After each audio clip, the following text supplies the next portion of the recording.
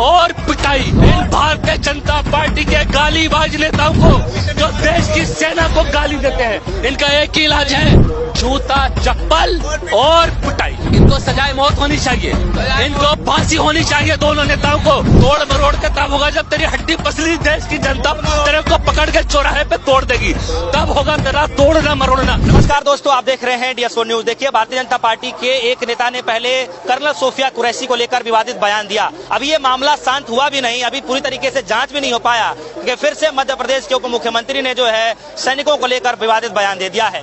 दरअसल पहले colonel Sophia को लेकर ये कहा गया कि हमने उन्हीं को बहन को भेजकर उनकी ऐसी तैसी करा दी। इस मामले की कड़ी से कड़ी निंदा की गई और तमाम देश के नागरिकों में जो है गुस्सा रोष देखा गया।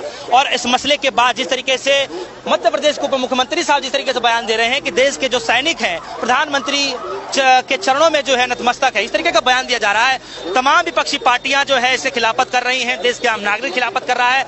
हमारे साथ इस मसले पर खासा बातचीत करने के लिए चौहान जी जुड़ चुके हैं, बातचीत करेंगे। चौहान साहब, सबसे पहले क्या आपने उन नेता का बयान सुना जो मंत्री है? देखिए, भारतीय जनता पार्टी राष्ट्र प्रेमी पार्टी है और भारतीय जनता पार्टी देश प्रेमी पार्टी है।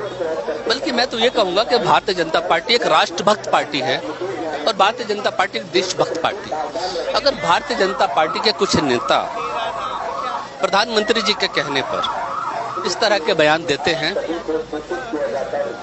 कि देश की सेना और देश के सैनिक प्रधानमंत्री के चरणों में नतमस्तक हैं, तो ये तो पूरे देश को सोचने की आवश्यकता है कि बयान किस तरह के हैं, हम किस दिशा में जा रहे हैं, हमारे देश की राजनीति किस दिशा में जा रही है।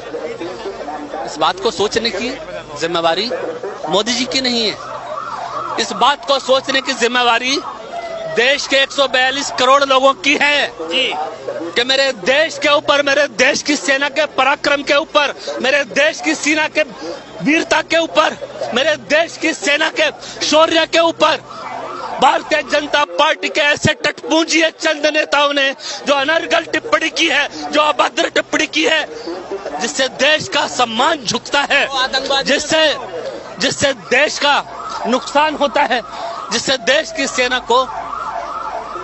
सेना का मनोबल टूटता है। कि देश की सेना को और देश के लोगों को मिलकर सामूहिक रूप से भारतीय जनता पार्टी को जवाब देना पड़ेगा।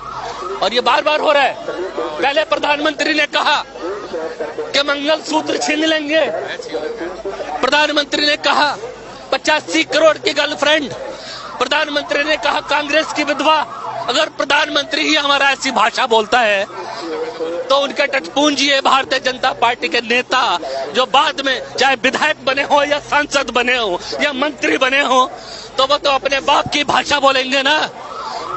प्रधानमंत्री गलत भाषा बोल रहे हैं तो प्रधानमंत्री के ही शब्दों को अनुसरण करके भारतीय जनता पार्टी के नेता लोग इस तरह की भाषा बोल रहे हैं जिससे देश का अपमान हो रहा है। और आज भारत के 142 करोड़ लोग आज स्थिति में आ चुके हैं कि भारतीय जनता पार्टी के गालीबाज नेताओं की सिर्फ एक ही दवाई, जूता, चप्पल और पिटाई और पिटाई।